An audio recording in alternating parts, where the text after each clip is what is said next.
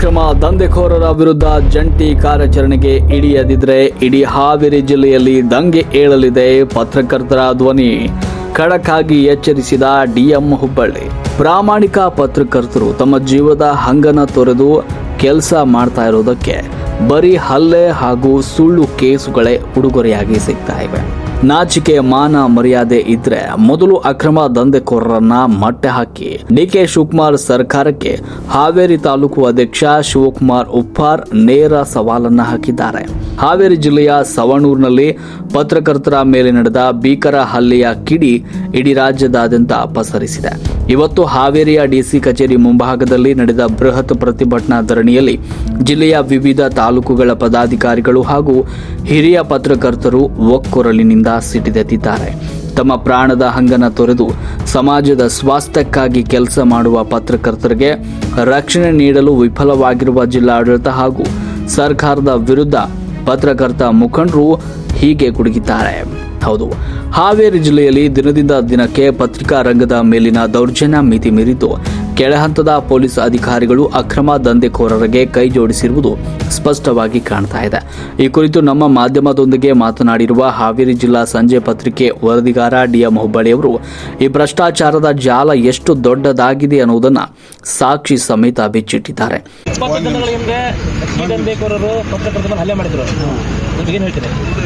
ಇಲ್ಲ, ಇದು ಹಾವೇರಿ ಜಿಲ್ಲೆಯಲ್ಲಿ 3-4 ಇದನ್ನಿದೆ ಗ್ರೂಪ್ ಅಕ್ಕಿದು. ಅವು ಏನು ಇದರ ಹೆಸರು ಬಹಿರಂಗ ಪಡಿಸೋದಾಗಿ ಏನು ಅರ್ತಿಲ್ಲ, ಎಲ್ಲರೂ ಗೊತ್ತಿದೆ ಜಿಲ್ಲಾದಾಗೆ. ಎಲ್ಲರ ಮೇಲೇನೂ ಈ ಥರ ಹಲ್ಲೆ ಆಗ್ತಾ ಇದೆ. ನಾಗರಾಜರ ಮೇಲೆ ಮೊನ್ನೆ ಆಗಿದ್ದು ಅದೇನು ಸಾಮಾನ್ಯ ಹಲ್ಲೆ ಅಲ್ಲ. ಇದೇ ಥರ ಎಲ್ಲ ಪತ್ರಕರ್ತರ ಮೇಲೆ ಪ್ರತಿ ದಿನಾನೂ ಇದೆ.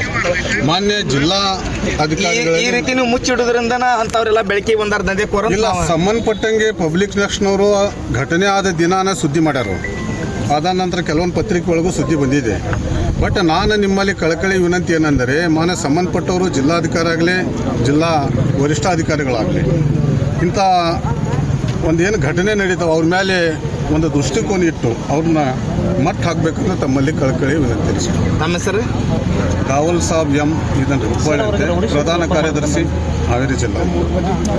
ಅವ್ರ ಮೇಲೇನೂ ಪದೇ ಪದೇ ಈಗ ಶಿಗ್ಗಾವಿ, ಸವಣೂರು, ಟೋಟಲ್ ಹಾವೇರಿ ಜಿಲ್ಲಾದಾಗೆ ತಮ್ಮ ಎಲ್ಲರಿಗೂ ಗೊತ್ತಿದ್ದ ವಿಷಯ. ಕೆಲವೊಂದು ಹತ್ರ ಸರಣಿ ಕೊಲೆ ಆಗಿದೆ. ಅಷ್ಟಾದರೂ ಸ್ವಲ್ಪ ಈ ಜಿಲ್ಲಾದಾಗೆ ಕಾನೂನು ಸುವ್ಯವಸ್ಥೆ ಹದಗೆಟ್ಟು ಹೋಗಿದೆ. ಆದ ಕಾರಣ ತಾವು ಎಲ್ಲ ಮಾಧ್ಯಮದವ್ರು ಬಂದಿರಿ, ನೀವು ಒಂದು ಧ್ವನಿ ಎಲ್ಲರಿಗೂ ಇದನ್ನು ಸುದ್ದಿಯನ್ನು ಬಿತ್ತರಿಸಿ ಮಾನ್ಯ ಜಿಲ್ಲಾಧಿಕಾರಿಗಾಗಲಿ ವರಿಷ್ಠಾಧಿಕಾರಿಗಾಗಿ ಗಮನಕ್ಕೆ ತಂದು ಕಾನೂನು ಸುವ್ಯವಸ್ಥೆ ಕಾಪಾಡುವಲ್ಲಿ ಹಾವೇರಿ ಜಿಲ್ಲಾ ಪ್ರಥಮ ಸ್ಥಾನದಲ್ಲಿ ಬರಬೇಕೆಂದು ತಮ್ಮಲ್ಲಿ ಕಳಕಳಿ ವಿನಂತಿ ಮಾಡ್ತೀವಿ. ಅಕ್ಕಿ ದಂಧೆ ಯಾವ ರೀತಿ ಶಿಕ್ಷೆ ಆಗಬೇಕಂತ? ಇಲ್ಲ, ಇದು ಅಕ್ಕಿ ದಂಧೆ ದೊಡ್ಡ ಮಟ್ಟದಲ್ಲಿ ಇದೆ. ತಮಗೆಲ್ಲ ಗೊತ್ತಿದೆ, ತಿಂಗಳಕ್ಕೆ ಕೋಟಿಗಟ್ಟಲೆ ಇದೆ ಅದು. ಇದರಿಂದ ಕೆಲವೊಂದು ಜನ ಇದ್ದಾರೆ, ಎಲ್ಲರೂ ಗೊತ್ತೈತಿ. ಆದ ಕಾರಣ ತಮ್ಮಲ್ಲಿ ಕೇಳ್ಕೊಳ್ಳೋದು ಏನಂದರೆ, ಇದನ್ನು ಒಂದು ಮಟ್ಟ ಹಾಕಬೇಕಂದ್ರೆ ಪೊಲೀಸ್ ಡಿಪಾರ್ಟ್ಮೆಂಟ್, ಕಂದಾಯ ಇಲಾಖೆಯವರು ಜಂಟಿ ಪ್ರದರ್ಶನ ಮಾಡಿದ್ರೆ ಮಾತ್ರ ಸಾಧ್ಯ ಅನ್ನೋದು ತಮ್ಮಲ್ಲಿ ಇದೇ ವೇಳೆ ಪ್ರತಿಭಟನೆಯ ಸಂದರ್ಭದಲ್ಲಿ ಮಾತನಾಡಿದ ಧ್ವನಿ ಸಂಘಟನೆ ಹಾವೇರಿ ಅಧ್ಯಕ್ಷರಾದ ಮಂಜುನಾಥ್ ಸ್ವಾಮಿ ಮಠದ್, ಪತ್ರಕರ್ತರನ್ನ ಕಳ್ಳರು ಸುಳ್ಳರು ಅಂತ ಬಿಂಬಿಸ್ತಾ ಇರುವ ದಂಧೆಕೋರರ ವಿರುದ್ಧ ಕಾನೂನು ಹೋರಾಟದ ಎಚ್ಚರಿಕೆ ನೀಡಿದ್ದಾರೆ. ಇನ್ನು ಪ್ರತಿಭಟನೆಯಲ್ಲಿ ತೀವ್ರ ಆಕ್ರೋಶ ವ್ಯಕ್ತಪಡಿಸಿರುವ ಹಾವೇರಿ ತಾಲೂಕು ಅಧ್ಯಕ್ಷ ಶಿವಕುಮಾರ್ ಉಪ್ಪಾರ್ ಅವರು ಪ್ರಸ್ತುತ ಸರ್ಕಾರದ ನೀತಿಗಳ ವಿರುದ್ಧವೇ ನೇರವಾಗಿ ಕಿಡಿಕಾರಿದ್ದಾರೆ. ಒಟ್ಟಾರೆಯಾಗಿ ಹಾವೇರಿ ಜಿಲ್ಲೆಯ ಸವಣೂರಿನಲ್ಲಿ ನಡೆದ ಪತ್ರಕರ್ತರ ಮೇಲಿನ ಹಲ್ಲೆ ಪ್ರಕರಣ ಈಗ ಜಿಲ್ಲಾ ಆಡಳಿತ ಹಾಗೂ ಸರ್ಕಾರದ ಬುಡಕ್ಕೆ ಬಂದು ತಲುಪಿದೆ. ನಮ್ಮ ಸಂಘಟನೆ ರಾಜ್ಯಾಧ್ಯಕ್ಷರಾದ ಬಂಗ್ಲೆ ಮಲ್ಲಿಕಾರ್ಜುನ್ ಅವರ ನೇರ ಮಾರ್ಗದರ್ಶನದಲ್ಲಿ ಈ ಹೋರಾಟವನ್ನು ಮತ್ತಷ್ಟು ತೀವ್ರಗೊಳಿಸುವುದಕ್ಕೆ ತೀರ್ಮಾನಿಸಲಾಗಿದ್ದು, ದಂಧೆಕೋರರನ್ನ ಗಡೀಪಾರು ಮಾಡೋ ತನಕ ನಮ್ಮ ಹೋರಾಟ ನಿಲ್ಲೋದಿಲ್ಲ ಅಂತ ಧ್ವನಿ ಸಂಘಟನೆ ಕಟ್ಟುನಿಟ್ಟಾಗಿ ಸಾರಿದೆ. ರಾಷ್ಟ್ರ ಕ್ರಾಂತಿ ನ್ಯೂಸ್ ಹಾವೇರಿ. ಜಿಲ್ಲಾಧ್ಯಕ್ಷರಾದಂಥ ನಾಗರಾಜ್ ಅವರು ಮತ್ತು ಅವರ ಸ್ನೇಹಿತರ ಮೇಲೆ ಈ ದರೋಡೆಕೋರರು, ಭ್ರಷ್ಟರು ಅವ್ರ ಮೇಲೆ ಹಲ್ಲೆ ಮಾಡಿದ್ದು ದುರದೃಷ್ಟಕರ. ಈ ಘಟನೆ ನಮ್ಮ ಪತ್ರಕರ್ತರ ಮೇಲೆ ಆಗಬಾರ್ದು. ಪ್ರತಿಯೊಂದು ಹಾವೇರಿ ಜಿಲ್ಲೆಯಲ್ಲಿ ಅಕ್ಕಿ ಕಳ್ಳ ರೇಷನ್ ಅಕ್ಕಿ ಅಂತ ಅಲ್ಲ, ಪ್ರತಿಯೊಂದು ಡಾಬಾ ಇರ್ಬೋದು, ಕ್ಲಬ್ ಇರ್ಬೋದು, 2 ನಂಬರ್ ಇರ್ಬೋದು, ಮಟಕ ಇರ್ಬೋದು, ಎಲ್ಲ ರಾಜಾರೋಷ ನಡೀತಾ ಇದೆ. ಇದನ್ನೇ ಬಯಲಿಗೆಳೆದು ಅಂಥವನ್ನೇ ಹತ್ತಿಕ್ಕಬೇಕನ್ನೋ ಒಂದು ಪತ್ರಕರ್ತರ ಮೇಲೆ ಹಲ್ಲೆ ಆಗ್ತಿದೆ ಅನ್ನೋದು ಭಾಳಷ್ಟು ಕೆಟ್ಟ ಸುದ್ದಿ ಇದು. ಇದಕ್ಕೆ ನಮಗೆ ರಕ್ಷಣೆ ಕೊಡುವಂಥವ್ರು ಪೊಲೀಸರಾಗಿರ್ಬೋದು, ಸರ್ಕಾರದವರಾಗಿರ್ಬೋದು. ಇತ್ತೀಚೆಗೆ ಪತ್ರಕರ್ತರಿಂದ ಪಬ್ಲಿಕ್ಕಿಗೆ ಬಂದು ರಾಜ್ಯದಲ್ಲಿ ಉನ್ನತ ಸ್ಥಾನ ಮುಖ್ಯಮಂತ್ರಿಗಳು ಸಹಿತ ನೀನು ಯಾರು ಸೈಡ್ ಸರ್ಕೊಳ್ಳೋ ಅನ್ನೋ ಒಂದು ಮಟ್ಟಕ್ಕೆ ಬರ್ತಾ ಇದ್ದಾರೆ. ಅವ್ರು ಯಾರಿಂದ ಆತು ಅಂತದ್ದು ಹೋಗ್ತಾ ಇರ್ತಲ್ಲ. ಎಷ್ಟು ಮಂದಿ ಪತ್ರಕರ್ತರು 90% ಬಡವರೇ ಇದ್ದಾರೆ. ಅವರೇನು ಸಮಾಜ ಸುಧಾರಣೆಗೋಸ್ಕರ ಬಂದರೆ ಇಲ್ಲೇನು ರೊಕ್ಕ ಮಾಡೋಕ್ಕೆ ಬಂದಿಲ್ಲ. ಅಂಥವ್ರನ್ನ ಗುರಿ ಮಾಡ್ಕೊಂಡು ಇವ್ರು ಏನು ಮಾಡ್ತಾ ಇದ್ದಾರೆ, ಅಲ್ಲೇ ಮಾಡ್ತಾ ಇದ್ದಾರೆ. ಇದನ್ನೇ ತಡೆಯಬೇಕು. ಇದಕ್ಕೆ ಡಿ ಸಿ ಅವರಾಯಿತು, ಸರ್ಕಾರದವರಾಯಿತು, ಸಂಬಂಧಪಟ್ಟ ಪೊಲೀಸ್ ಇಲಾಖೆಯವರು ಇದ್ರ ಬಗ್ಗೆ ಸೂಕ್ತ ಕ್ರಮ ತಗೊಂಡು ಗುಂಡಾಗಳ ಮೇಲೆ ಗಡೀಪಾರು ಮಾಡಬೇಕು. ಅವ್ರ ಮೇಲೆ ಗುಂಡಾ ಕೇಸ್ ಹಾಕಬೇಕು. ಮಾತೆತ್ತರೆ ನಕಲಿ ಪತ್ರಕರ್ತರು ಅಂತಾರೆ. ನಕಲಿ ಪತ್ರಕರ್ತರು ಅಂದ್ರೆ ಇವ್ರು ಯಾರು ಹೊಣೆ? ನಾವು ಮಾನನಷ್ಟ ಮೊಕದ್ದಮೆ ಕೇಸ್ ಹಾಕ್ಬೋದು ಅವ್ರ ಮೇಲೆ. ನಾವು ಮುಂದೆ ಎಲ್ಲ ಪತ್ರಕರ್ತರು ಆ ಕೆಲಸ ಮಾಡಬೇಕು. ನಾವು ನಕಲಿ ಪತ್ರಕರ್ತರನ್ನ ಕೋರ್ಟ್ ಹೇಳಲಿ, ಅವರು ಕಾನೂನು ಇದರಲ್ಲಿ ಹೇಳಿ ಯಾರೋ ಕೆಳಗೆ ಕೆಲಸ ಮಾಡೋದ್ರ ಬಗ್ಗೆ ಇವರು ನಕಲಿ ಪತ್ರಕರ್ತರು ಅನ್ಬಾರ್ದು.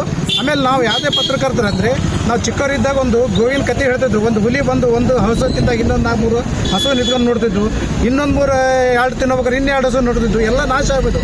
ಹಾಗಾಗಿ ಈ ಗೋಮುಖ ವ್ಯಾಘ್ರಗಳು ನಮ್ಮನ್ನೇ ಒಬ್ಬೊಬ್ಬರನ್ನೇ ತಿಂತಿದ್ದಾರೆ. ಅದ್ರ ಬಗ್ಗೆ ನಾವು ಯಾರು ಸುಮ್ಮನೆ ಕೂತ್ಕೋಬಾರ್ದು. ಅವ್ರಿಗೆ ಪರಿಹಾರ ಸಿಗೋ ಮಟ್ಟ ನಾವು ಹೋರಾಟ ಮಾಡಬೇಕು. ಎಷ್ಟೋ ಮಂದಿ ಪತ್ರಕರ್ತರು ಸತ್ತಿದಾರಲ್ಲ, ಅವ್ರ ಕುಟುಂಬಕ್ಕೆ ನಾವು ಸರ್ಕಾರದಿಂದ ಸವಲತ್ತುಗಳನ್ನು ನಾವು ಸಹಾಯ ಮಾಡೋಣ. ಸರ್ಕಾರದವ್ರು ಈಗಾದರೂ ಹಿಂದೆ ಸರ್ಕಾರದವ್ರು ಬೇಡ, ಈಗಾದರೂ ಡಿ ಕೆ ಶಿವಕುಮಾರ್ ಇದ್ರಿಗೆ ಎಚ್ಚೆತ್ಕೊಂಡು ಪ್ರತಿಯೊಬ್ಬ ಪತ್ರಕರ್ತರಿಗೆ ಮೂಲ ಸೌಕರ್ಯಗಳು ಏನಿದೆ, ಬಸ್ ಪಾಸು ಅದು ಏನೇನಿದೆ, ವಸತಿ ಇಲ್ಲ. ಭಾಳಷ್ಟು ಮಂದಿ ಎಷ್ಟೋ ಮಂದಿ ಬಾಡಿಗೆ ಮನೆಯಲ್ಲಿ ವಾಸ ಮಾಡ್ತಾರೆ, ಬಾಡಿಗೆ ಕೊಡೋಕ್ಕಾಗ್ತಾ ಇಲ್ಲ. ಬರೀ ಪ್ರತಿಯೊಬ್ಬ ಪತ್ರಕರ್ತವನು ಬರೆದ ಮೇಲೆ ನಿದ್ದೆ ಬರೋದು. ಒಬ್ಬ ವ್ಯಕ್ತಿಗೆ ನ್ಯಾಯ ಕೊಡಿಸಿದ ಮೇಲೆ ಅವನಿಗೆ ನೆಮ್ಮದಿ ಇರುತ್ತೆ. ಅಂಥ ಪತ್ರಕರ್ತರು ಇವರು ಕಳ್ಳ ಸುಳ್ಳ ಅಂತ ಹೇಳ್ತಾ ಇದ್ದಾರೆ. ಮೇಲೆ ಇವರೇ ಕಳ್ಳರು.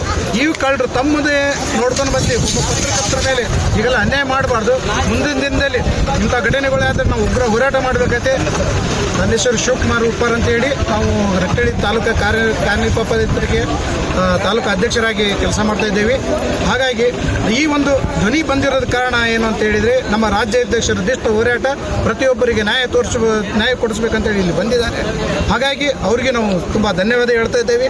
ನಾವು ನಮ್ಮ ತಾಲೂಕಿನಲ್ಲಿ ನಮ್ಮ ರಾಜ್ಯದಲ್ಲಿ ಪ್ರತಿಯೊಬ್ಬ ಪತ್ರಕರ್ತ ಯಾರೋ ಕಷ್ಟದಲ್ಲಿದ್ದರೆ ನಾವು ಕೈಯಿಂದ ಆದಷ್ಟು ಹೆಲ್ಪ್ ಮಾಡೋಣ. ಈ ಸರ್ಕಾರದವರು, ಈ ಪೊಲೀಸ್ನವರು, ಈ ಸಂಬಂಧಪಟ್ಟ ಗುಂಡಗಳು, ಚಮಚಗಳು ಹೆಲ್ಪ್ ಮಾಡ್ತಾರ ಬೇಡ. ನಾವು ದುಡ್ದೆ ಮಾಡೋಣಂತೆ, ನಮ್ಮ ಭಗವಂತ ಅದಾನಂತೇಳಿ ನನ್ನ 2 ಮಾತು. ಸರ್ ನಮಸ್ಕಾರ. ನಾನು ಮಂಜುನಾಥ ಸ್ವಾಮಿ ಮಣಿಮಠ ಅಂತಂದು, ನಾನು ಹಾವೇರಿ ಜಿಲ್ಲಾ ಈ ಪತ್ರಕರ್ತರ ಧ್ವನಿ ಸಂಘಟನೆಯ ಅಧ್ಯಕ್ಷನಾಗಿ ಇವತ್ತು ನಾನು ಹಾವೇರಿ ಜಿಲ್ಲಾದ್ಯಂತ ನಾನು ಇವತ್ತು ಕೆಲಸ ಮಾಡ್ತಾಯಿದ್ದೀನಿ. ಏನು ಇಂದಿನ ಆಧುನಿಕ ದಿನಮಾನಗಳಲ್ಲಿ ಏನು ಪತ್ರಕರ್ತರ ಮೇಲೆ ಸಾಕಷ್ಟು ಹಲ್ಲೆಗಳಾಗ್ತಾ ಇದ್ದಾವೆ. ಇವತ್ತು ಪತ್ರಕರ್ತರು ತಮ್ಮ ಜೀವದ ಹಂಗನ್ನು ತೊರೆದು ನ್ಯಾಯ ನೀತಿ ಧರ್ಮದಿಂದ ಇವತ್ತೇನು ಕೆಲಸ ಮಾಡ್ತಾ ಇದ್ದಾರೆ, ಅವ್ರ ಮೇಲೆ ಏನು ಹಲ್ಲೆಗಳಾಗ್ತಾ ಇದ್ದಾವೆ. ಇದಕ್ಕೆ ಸಂಬಂಧಪಟ್ಟಂಗೆ ಈಗಾಗಲೇ ನಾವು ಹಲವಾರು ಬಾರಿ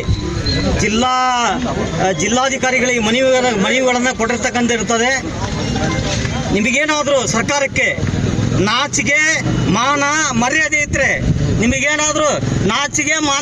ಇದ್ದರೆ, ಈ ರೀತಿ ವ್ಯವಸ್ಥೆಯನ್ನು ಬಿಟ್ಟು, ಪತ್ರಕರ್ತರ ಮೇಲೆ ಹಲ್ಲೆಯನ್ನು ಮಾಡ್ತಕ್ಕಂಥ ವ್ಯವಸ್ಥೆಯನ್ನು ಬಿಟ್ಟು, ಈ ಅಕ್ರಮವಾದಂಥ ಅವ್ಯವಹಾರವಾದಂಥ ಭ್ರಷ್ಟಾಚಾರವಾದಂಥ ಕೆಲಸವನ್ನು ಬಂದ್ ಮಾಡಲಿಕ್ಕೆ ತಾವು ಸಹಾಯ ಮಾಡಬೇಕು, ಕೆಲಸ ಮಾಡಬೇಕು ಅಂತಕ್ಕಂಥ ಮಾತನ್ನು ನಾನು ಇವತ್ತು ಹೇಳ್ತಾ ಇದ್ದೇನೆ. ದಯಮಾಡಿ ಡಿ ಕೆ ಶಿವಕುಮಾರ್ ಅವರೇ, ಮುಖ್ಯಮಂತ್ರಿಗಳಿಗೆ ಒಂದು ಮಾತಾಡ್ತೇನೆ. ಡಿ ಕೆ ಶಿವಕುಮಾರ್ ಅವರೇ, ತಾವು ಒಂದು ಮಾತನ್ನ ತಾವು ಮುಖ್ಯಮಂತ್ರಿ ಆಗಿನ ಒಂದು ಆದೇಶವನ್ನು ಹೊರಡಿಸಿದಿರಿ. ಏನಂತ, ಯಾವುದೇ ಇಲಾಖೆಯಲ್ಲಿ 10 ರೂಪಾಯಿ ಲಂಚ ತಗೊಂಡ್ರೆ ಅವರನ್ನ ಆ ಇಲಾಖೆಯಿಂದ ಹೊರಗಾಗ್ತೀವಿ ಅಂತಕ್ಕಂಥ ಒಂದು ಮಾತನ್ನು ತಾವು ಹೇಳಿದಿರಿ. ತಾವು ಮುಖ್ಯಮಂತ್ರಿಗಳೇ, ತಮಗೇನಾದರೂ, ನಾನು ನೇರವಾಗಿ ಹೇಳ್ತೀನಿ, ತಮಗೇನಾದರೂ ಇವತ್ತಾಗಿದೆ, ಆ ಕೆಲಸ ಆಗಿದೆ, ತಮಗೇನಾದರೂ ನಾಚಿಕೆ ಮಾನ ಮರ್ಯಾದೆ ಇದ್ರೆ ಆ ಕೆಲಸವನ್ನು ತಾವು ಫಸ್ಟ್ ಮಾಡಬೇಕು ಅಂತಕ್ಕಂಥ ಮಾತನ್ನು ನಾನು ಇವತ್ತು ಹೇಳಲಿಕ್ಕೆ ನಾನು ಬಯಸ್ತೇನೆ. ಇವತ್ತು ನಮ್ಮ ರಾಜ್ಯಾಧ್ಯಕ್ಷರು ಏನು ಕರ್ನಾಟಕ ಧ್ವನಿ ಸಂಘಟನೆ ರಾಜ್ಯಾಧ್ಯಕ್ಷರೇನು ಇವತ್ತು ಕರ್ನಾಟಕ ರಾಜ್ಯಾದ್ಯಂತ ಪ್ರತಿಯೊಂದು ಜಿಲ್ಲೆಗಳಲ್ಲಿ, ಪ್ರತಿಯೊಂದು ತಾಲೂಕುಗಳಲ್ಲಿ ಏನು ಇವತ್ತು ಹೋರಾಟವನ್ನು ಮಾಡ್ತಾ ಇದ್ದಾರೆ, ಭ್ರಷ್ಟಾಚಾರವನ್ನು ಹೊಡೆದೋಡಿಸುವ ಬಗ್ಗೆ ಏನೋ ಒಂದು ಕೆಲಸವನ್ನು ಮಾಡ್ತಾ ಇದ್ದಾರೆ, ಅನ್ಯಾಯ ಅನೀತಿ ಅಧರ್ಮದ ಬಗ್ಗೆ ಏನು ಇವತ್ತು ಕೆಲಸವನ್ನು ಮಾಡ್ತಾ ಇದ್ದಾರೆ. ಇವತ್ತು ಅವ್ರ ಬಗ್ಗೆ ನಾವು ಯಾವತ್ತೂ ಕೂಡ ಬೆಂಬಲವಾಗಿ ಯಾವತ್ತೂ ಕೂಡ ಬೆಂಬಲವಾಗಿ ನಾವು ನಿಲ್ತೇವೆ, ಅವ್ರಿಗೆ ಸಪೋರ್ಟ್ ಆಗಿ ನಿಲ್ತೇವೆ, ಅವ್ರ ಬಗ್ಗೆ ಹೋರಾಟ ಮಾಡ್ತೇವೆ.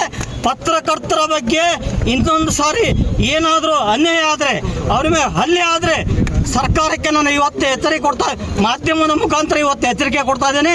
ಸರ್ಕಾರಕ್ಕೆ ಮಾಧ್ಯಮದ ಮುಖಂಡರ ಮೇಲೆ ಇನ್ನೊಂದು ಸಾರಿ ಏನಾದರೂ ಹಲ್ಲೆ ಆದರೆ ನಾವು ಸುಮ್ಮನಿರಲ್ಲ. ಖಂಡಿತವಾಗಿ ಮುಂದಿನ ದಿನಗಳಲ್ಲಿ ಸರ್ಕಾರದ ಬಗ್ಗೆ ಉಗ್ರ ಹೋರಾಟವನ್ನು ಮಾಡ್ತೇವೆ ಅಂತಕ್ಕಂಥ ಒಂದು ಎಚ್ಚರಿಕೆಯ ಸಂದೇಶವನ್ನು ತಮಗೆ ಕೊಡ್ತಾ ನನ್ನ 2 ಮಾತುಗಳನ್ನು ಮುಗಿಸ್ತೇವೆ. ಆಗೋ ಟೈಮ್ದಾಗ ನಿಮಗೆ ಮಾಹಿತಿ ಮೊದಲು ಏನಾದರೂ ಯಾರಾದರೂ ಕೊಟ್ಟಿದ್ರ? ಮೊದಲು ಮಾಹಿತಿ ಅಂದ್ರೆ ಏನು ಸರ್, ನಾವು ಹೋಟೆಲ್ನಾಗ ಚಾ ಕುಡಿಯಾಕೆ ಕುಂತಿದ್ವಿ. ಆ ಸಂದರ್ಭದಾಗ ನಮ್ಮೊಂದು ಕಾಲ್ ಬರ್ತೈತಿ, ಫೋನ್ ಬರ್ತೈತಿ, ಸರ್ ಬರ್ರಿ ಇಲ್ಲಿ ನಾವು ಗಾಡಿ ಹಿಡ್ತೀವಿ ಅಂತ.